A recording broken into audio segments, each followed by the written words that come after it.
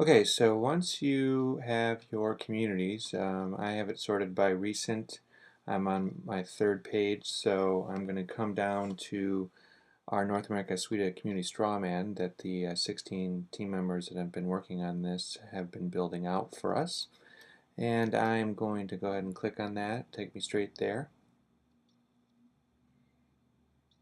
And once inside the community, you will see that many of the services that I've already shown you through the presentation are now also available in the context of the community.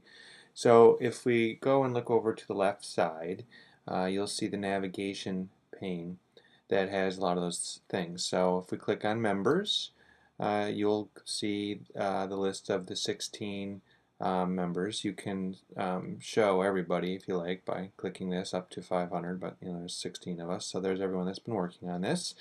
The neat thing about connections is that usually when you come across a name, you can hover over it and you can click here to visit their business card, and then you could see their blogs, their profile, their wiki, etc., and get to that. And there is some integration to SameTime. I'm not logged in right now, but you should be able to see their availability if you're logged into SameTime. So there is that. You can invite to your network. You can download their card if you want to put it into your notes, contacts, or your phone. Moving on down to the left, if we go to Wiki, I'm going to skip that for now just because that's where the meat of our content is. You'll see that a lot of the team members have ported over the content from our Wiki Central wiki, and there's a lot of links to other sites outside of the community that's helpful to get to things like work products that we do in team solution design, etc. There's the discussion forum. It allows you to ask questions and get feedback. So what you'll see in this forum, it's a lot like news groups from the 90s, I guess, if you're familiar with the way that they work, but it's a multi-threaded communication forum. So yes, that's what we use that for. We have the ability to pin important ones if we like, which will make them bubble up to the top. Feeds is the next section. So this is the RSS repository. If there are important feeds that we want the team to be able to follow, we can place them here. And if you go over to show details, it will go ahead and load the last entry from that feed. These feeds can be internal or external. And so it's taking a little time to load, but trust me. Moving on to bookmarks. This is like the same thing as what used to be called dog ear, and it's the same as bookmarks at the top of connections, except these are the bookmarks that the community feels are important. And if we label key bookmarks when we're at the overview page of the community, they'll come up to the right side of that first page when you get in. The next section is files, and I don't believe we're using too much with files, but we do have a few in here. I should mention that files in the context of community does not have the functionality of cattail or the files at the top of connections, and that you can't build collection of files. There's no way to group them. What you'll see some teams using activities to do that, which I haven't gotten to yet.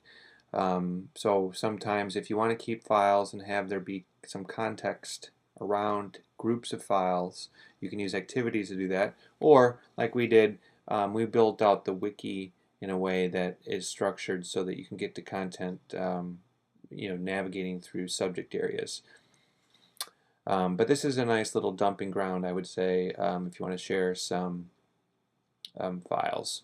And you can download them. You can say that they're key files or that you like them by doing a little star thing over here, recommendation, that sort of thing.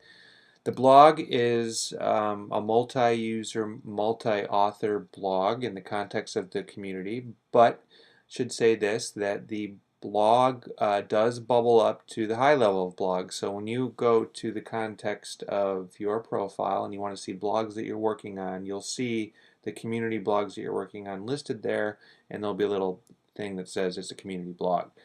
So that's important. And the same will be true in the functionality of blogs. I think most folks are familiar with. You can post what would be like a billboard, an opinion, or these are my thoughts, and people can comment on them. But it's not like the forum where it's threaded, where you can comment on comments really easy. There is I guess the approach that most people do with they'll do a little @ sign and referring to comments above them if they want to comment on a comment, but it's one level. It's not multi-threaded like the forum.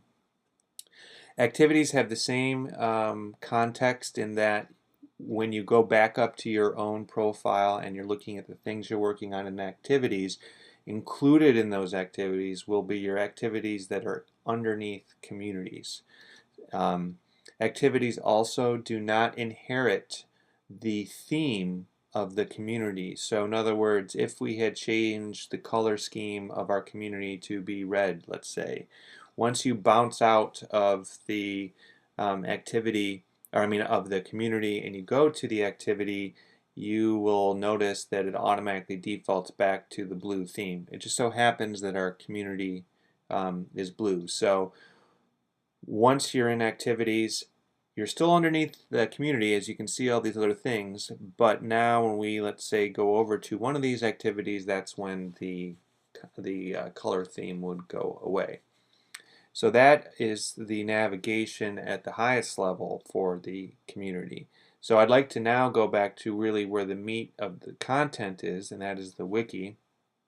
So if you're familiar with the wiki, it does allow you to have pages and then child pages and grandchildren, etc. It basically can handle any sort of HTML. So if you want to embed like we did an image map for some navigation that you see here, you can do that. And you'll see that our image map maps to the hierarchical scheme that comes with the wiki. So if you look at the left, we're now in the wiki where it's green right here. You know that you're in the wiki. You know you're on the welcome page, and then you know that there are other sections. So if you were to, and then these little twisties, just like other Windows Explorer or Lotus Notes or anything that you're familiar with, the expanding and contracting of a hierarchical menu works here. So in the meantime, or additionally I should say, we have image maps to also navigate you. So if I click on industry here, it will go to essentially where it would over here. So that's the navigation of our wiki. And as you go through and you land on these top level pages, you'll see the mind maps to also help with navigation. So now that we're in industry, if you wanted to go to frameworks, you can click on frameworks and it'll take you to the frameworks page, and there it will show you all kinds of links and information on our industry frameworks. But again, to the left you still see that we're in the wiki, we're now underneath industry, and we're under industry frameworks. And so we didn't do image maps all the way down to the great-great-grandchildren, but we did provide some at the top level so that you can jump to things that we felt were the ones that people would be going for. So just summing up, we have all kinds of information here, from education to profession and the role of the architect, technology, the software portfolio, etc. So this I hope hasn't been too long of a recording, but I wanted to get everyone's feet wet on the navigation of the actual community and of the wiki especially. Okay, thanks.